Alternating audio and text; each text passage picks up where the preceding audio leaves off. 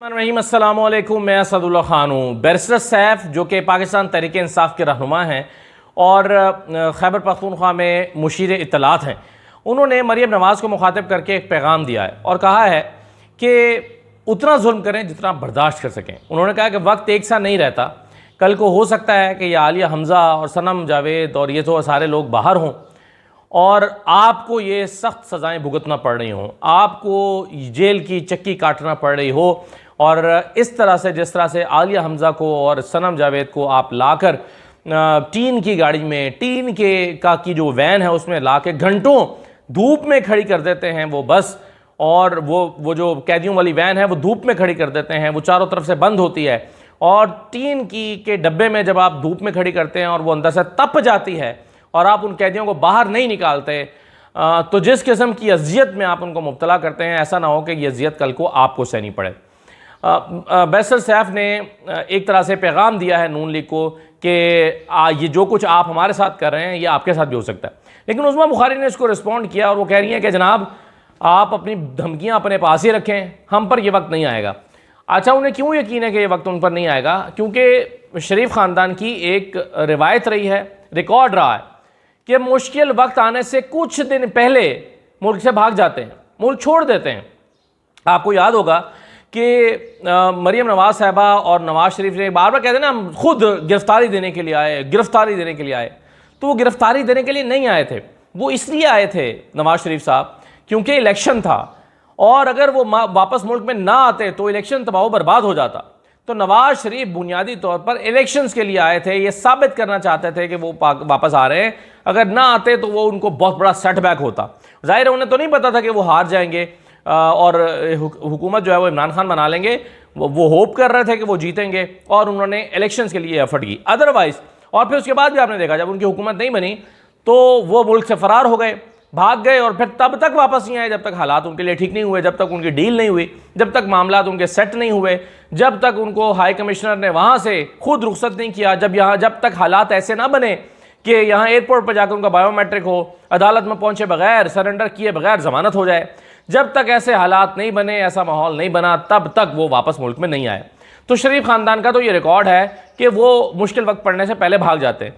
आपको याद होगा नवंबर में इमरान खान ने, पिछले साल अक्टूबर नवंबर में, यानी गिरफ्तारी से पहले 2023 की बात कर रहा हूँ, जब इमरान खान ने एक लॉन्ग मार्च करना था तो मरीम नवाज़ जो हैं वो मुल्क से बाहर वापस इंग्लैंड बुला ली गई थी और नवाज़ शरीफ साहब ने मरीम नवाज़ से कहा था कि वो इंग्लैंड आ जाएं और मरीम नवाज़ को डेढ़ महीने के लिए वहाँ पर जाकर बैठ गई थी। और क्यों? उस वक्त मैंने आपको ये बताया था कि इसलिए उनको बुलाया गया है, वो समझती हैं कि इस लॉन्ग मार्च के दौरान हालात ख़राब हो सकते हैं, कहीं ऐसा ना हो कि मुजाहिरीन जो हैं वो जाती उम्रा में घुस जाएं, कहीं ऐसा ना हो कि पुरतशद्दुद मुजाहरे हो जाएं, कहीं ऐसा ना हो कि मरीम की जान को ख़तरा हो जाए। तो मरीम साहबा जब तक मुल्क के हालात ठीक ना हो जाएं वापस पाकिस्तान ना जाएं, तो हालात ख़राब होने से पहले ही वो भाग गई थी। तो शरीफ ख़ानदान तो गिरफ्तारी का ख़तरा आने से पहले भाग जाता है। जैसे कि आपने देखा समधी साहब जो हैं इसहाक डार, वो भी मुश्किल वक्त आने से पहले वज़ीर-ए-आज़म के जहाज़ में भाग गए थे और तब तक नहीं आए जब उनका वज़ीर-ए-आज़म एक और नहीं आ गया और उसके जहाज़ में बैठ के वापस नहीं आए। तो शरीफ ख़ानदान का तो ये वतीरा है कि जब आपको मुश्किल वक्त नज़र आने लगे, यानी आप सिर्फ उसी वक्त हुकूमत में पाकिस्तान में रहें जब आप हुकूमत में, और जब हुकूमत में ना हो मुश्किल वक्त नज़र आने लगे मुल्क से भाग जाएँ। तो इसलिए सही कहा है उस्मा बुखारी साहबा ने कि अपने धमकियाँ अपने पास संभाल के रखो, क्योंकि उनको पता है कि इमरान खान तो ज़िद कर गया है कि हमने तो मुल्क में रहना है। आलिया हमज़ा वगैरह मुल्क छोड़ के नहीं जा सकती या नहीं जा सकी, इनको पकड़ लिया गया। लेकिन मरीम नवाज़ तो इस तरह के किसी खतरे के पेश नज़र पहले ही वो मुल्क छोड़ के भाग जाएंगी, आप देख लीजिएगा। उधर इलेक्शन की रात होंगे, इलेक्शन होगा अगला, नून लीग को जैसे ही बदतरीन शिकस्त होगी तो अगर हुई, मतलब ज़ाहिर हम तो नहीं जानते, लेकिन अगर नून लीग को बदतरीन शिकस्त हुई तो ऐसे में वो अगले दिन पाकिस्तान में नज़र नहीं आएंगे नून वाले। तो इसलिए उनके साथ वो सलूक तो नहीं किया जा सकता जो इस वक्त ये हो रहा है, ये उनका कॉन्फिडेंस है। लेकिन बहरहाल फिर भी हालात का कोई पता नहीं लगता कि किस नहज पर आ जाएं, किस तरह से हो जाएं। इसलिए बैरिस्टर सैफ की इस बात पे तो गौर करना चाहिए कि जुल्म उतना ही करें जितना आप खुद भी सह सकें, जितना आप बर्दाश्त कर सकें। आज उन लोगों पर भी जुल्म की इंतहा हुई है जो नाहक पकड़े गए, यानी कुछ तो ऐसे थे ना जिन्होंने वाकई 9 मई को हमलावर हुए होंगे और वाकई मुजरिम होंगे, लेकिन ज़्यादातर लोग तो बेगुनाह पकड़े गए। जैसे अमजद खान न्याजी हैं, कल वो छूट के आए हैं, लेकिन अमजद खान नियाज़ी जो हैं वो किसी पुरतशद्दुद मुजाहरे का ऐसा नहीं था, बल्कि वो तो पैगाम जारी करते रहे, रोकते रहे लोगों को कि पुरतशद्दुद मुजाहरे ना करें और मना करते रहे। लेकिन बहरहाल उनको पकड़ा गया और सख्त तरीन दौर उन्होंने 7-8 महीने की ये जो है वो काटी है। अब उन्होंने सरेंडर किया था, जो अमजद खान नियाज़ी थे उन्होंने सरेंडर किया था और सरेंडर करने के बाद उनके साथ ये हुआ। और काजी फ़ाइसा कहते हैं कि कासिम सूरी क्यों सरेंडर नहीं कर रहे, बड़ा अफसोस हो रहा है। यानी काजी फ़ाइसा पहले ये तो गारंटी देना, यकीन दहानी कराएँ कि जो सरेंडर करेगा उसके साथ बदतरीन सलूक नहीं होगा, उसको इंसाफ मिलेगा और अदालतें उसकी पुश्त पर खड़ी होंगी इंसाफ देने के लिए। जब अदालत ये गारंटी नहीं कर रही और अमजद खान नियाज़ी जो अदालतों के सामने सरेंडर किया था जिसने, उसके साथ ये सलूक हुआ, तो फिर आप सोचें कि कौन सरेंडर करेगा और क्यों सरेंडर करेगा। तो अदालतों को भी बहरहाल देखने की ज़रूरत है। एक चीज़ मैं आपको बताता चलूँ कि जो डेवलपमेंट्स हो रही हैं पिछले चंद दिन में, उसमें काजी फ़ाइसा साहब जो हैं वो अपनी अक्सरियत खो बैठे हैं।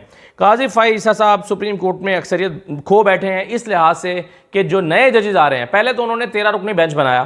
काजी फ़ाइसा साहब ने जो 13 रुकनी बेंच बनाया है मखसूस नशस्तों वाले मामले में, वो तमाम दस्तयाब जजेस पर मुश्तमिल 13 रुकनी बेंच है, ऑल अवेलेबल। तो उसको फुल कोर्ट इसीलिए कहा गया। 14 टोटल जज हैं सुप्रीम कोर्ट के इस वक्त। 14 में से एक जज बीमार हैं, जस्टिस मुसर्रत साहिबा, और बाकी जो हैं वो सारे अवेलेबल थे। तो 13 रुकनी एक बेंच बन गया जिसको हमने फुल कोर्ट कहा।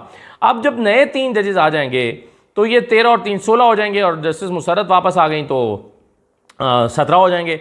लेकिन इन 16 में जब मुसर्रत साहिबा के आने से पहले जब ये 3 आ जाएंगे तो इन 16 में, यानी पहले जो 13 रुकनी बेंच बना हुआ है उसमें एक बहस हो रही है कि 6-7 हैं या 7-6 हैं। जस्टिस काजी फ़ाइसा साहब के साथ 6 लोग हैं या 7 लोग हैं, तो ये तो हमें पता चल जाएगा, इसका फैसला आएगा। लेकिन अब अगर फ़र्ज़ कीजिए कि कोरम पूरा होने से या जजेस की तादाद पूरा होने से दोबारा से फुल कोर्ट बनाया जाता है मखसूस नशस्तों वाले मामले पर, या फुल कोर्ट किसी और केस में दोबारा फुल कोर्ट बना दिया जाता है, तो काजी फ़ाइसा साहब के पास शायद वो अक्सरियत नहीं रहेगी कि वो साबित कर सकेंगे मेरे जो हम ख्याल जजेज़ हैं वो मेरे हामी जजेज़ हैं वो ज़्यादा तादाद में हैं। तो जस्टिस मलिक शहजाद अहमद के लाहौर हाई कोर्ट से जो है वो एलिवेट हो जाने के बाद, और chief justice Karachi, chief justice Sindh high court justice Akeel Abbasi sahab के एलिवेट हो जाने के बाद ये तनासुब काजी फ़ाइसा साहब का बिगड़ जाएगा। और जहाँ पर उनको इस तरह के मामलात होंगे जैसे कि ये मखसूस नशस्तों वाला मामला है, तो वहाँ पर मेरा ख्याल है उनको खासी मुश्किल का सामना करना पड़ेगा। तो अभी हम 7-6 की बहस कर रहे हैं, लेकिन अगर फुल कोर्ट बनता है तो अक्सरियत जो है, अक्सरियत जजेस की सुप्रीम कोर्ट में वो 9 या 10 की हो जाएगी और काजी फ़ाइसा साहब के पास 6 या 7 रह जाएंगे। तो इस तरह की सूरत हाल सुप्रीम कोर्ट में चल रही है। एक चीज़ बड़ी इंटरेस्टिंग होने जा रही है और वो ये है कि मलिक शहजाद साहब जो लाहौर हाई कोर्ट के चीफ जस्टिस हैं, जो सुप्रीम कोर्ट आ रहे हैं, उन्होंने इलेक्शन ट्राइब्यूनल बनाने का हुक्म दिया था। उन्होंने कहा था कि इलेक्शन ट्राइब्यूनल जो हैं वो बनाए जाएं, और उस पर एक फ़ैसला था जस्टिस शाहिद करीम साहब का। और जस्टिस शाहिद करीम साहब ने कहा था कि जो अपनी मर्ज़ी के ट्राइब्यूनल बनाने का इसरार है इलेक्शन कमीशन का कि वो गैर कानूनी है। उन्होंने कहा था कि जो लाहौर हाई कोर्ट के चीफ जस्टिस की तरफ से भेजे गए नाम है, इलेक्शन कमीशन पाबंद है कि 7 दिन के अंदर अंदर उनके ट्राइब्यूनल्स बनाए, और अगर 7 दिन के अंदर अंदर ट्राइब्यूनल्स नहीं बनाए जाएंगे तो ये खुद ब खुद ट्राइब्यूनल्स कायम हो जाएंगे, आज खुद हो जाएंगे। ये अब उनका फैसला है। अब ऐसे में ज़ाहिर है वो ट्राइब्यूनल्स एक तरह से वो बन चुके हैं जिसको नोटिफाई किया है लाहौर हाई कोर्ट के चीफ जस्टिस ने। अब उस मामले पर इलेक्शन कमीशन ने फैसला किया है कि हम काजी फ़ाइसा साहब के पास सुप्रीम कोर्ट में चले जाएं। सुप्रीम कोर्ट में वो गए और उस पर फौरी तौर पर 2 रुकनी बेंच बन भी गया, इसको काजी फ़ाइसा साहब और जस्टिस नईम अख्तर अफ़गान जो हैं वो सुन रहे हैं। तो इसमें अब एक तो ये है कि ये जो बेंच 2 रुकनी बना है ये लार्जर बेंच के पास जाएगा। 2 रुकनी बेंच फैसला नहीं कर सकेगा, लार्जर बेंच पर बनेगा, क्योंकि ये आइन की तशरीह का मामला है, तो जाएगा तो ये लार्जर बेंच के पास ही। लेकिन हैरान कुन इसमें बात यह है कि पीटीआई की सैकड़ों दरखास्तें, सैकड़ों नहीं दर्जनों दरखास्तें पड़ी हुई हैं, पीटीआई की दर्जनों दरखास्तें, और उन दर्जनों दरखास्तों पर सुप्रीम कोर्ट समाअत के लिए उसको मुकर्रर नहीं कर रही। इलेक्शन कमीशन की दरखास्त आई है तो फ़ौरन से उसको समाअत के लिए मुकर्रर कर दिया है।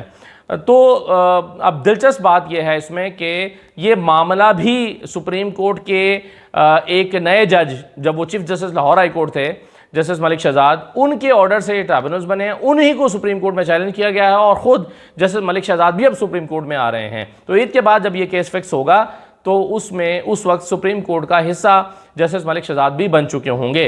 तो उस मलिक शहजाद के उस फैसले को फिर काजी फैसल साहब कैसे देखेंगे, सेटिसाइड करेंगे या उस पर जो है वो उसको बरकरार रखेंगे, ये इलेक्शन कमीशन की बात मान जाएंगे, ये देखना दिलचस्पी से खाली नहीं होगा। तो देखेंगे कि आइंदा दिनों में सुप्रीम कोर्ट में इस मामले पर भी क्या होने जा रहा है। आखिरी बात यह है कि मौलाना फजल रहमान साहब से मैंने कल भी आपको बताया था कि उसको बड़ी वैल्यू दी जा रही है इस मुलाकात को जो उन्होंने वज़ीर आज़म शहबाज शरीफ साहब से की है, और मोहसिन नकवी साहब भी उनके पास गए हैं। सवाल ये पैदा होता है कि क्या मौलाना फजल रहमान साहब इनकी ऑफ़र मान जाएंगे। वो ऑफ़र क्या हो सकती है हमें अभी एग्जैक्टली नहीं पता, लेकिन हो सकता है कश्मीर कमेटी हो, क्योंकि कश्मीर कमेटी मौलाना फजल रहमान का एक बड़ा पसंदीदा मौजू रहा है और एक ज़माने से वो कश्मीर कमेटी उनकी पसंदीदा कमेटी थी। क्या मौलाना फजल रहमान को कश्मीर कमेटी की चेयरमैनशिप मिल सकती है? और अगर कश्मीर कमेटी की चेयरमैनशिप इनको दे दी जाती है मौलाना फजल रहमान को, तो क्या महज कश्मीर कमेटी की बुनियाद पर वो हुकूमत से मिल जाएंगे और PTI के साथ मिलने से इनकार कर देंगे? अगर ऐसा करेंगे तो मौलाना फजल रहमान फिर दोबारा से अपनी सियासी कब्र खोदेंगे जिसमें से बड़ी मुश्किल से भी निकले हैं। हालांकि इलेक्शंस में लोगों ने उनको बुरी तरह से मुस्तरद किया है। ये तो PTI वाले शोर मचाते हैं ना कि हमारे साथ धांधली हुई है, मौलाना भी देखा देखी कहना शुरू हो गया मेरे साथ भी धांधली हुई है। हालांकि आपको पता है मौलाना फजल रहमान के साथ कोई धांधली नहीं हुई। अगर हुई होती तो वो ट्राइब्यूनल में दरखास्तें लेकर आते।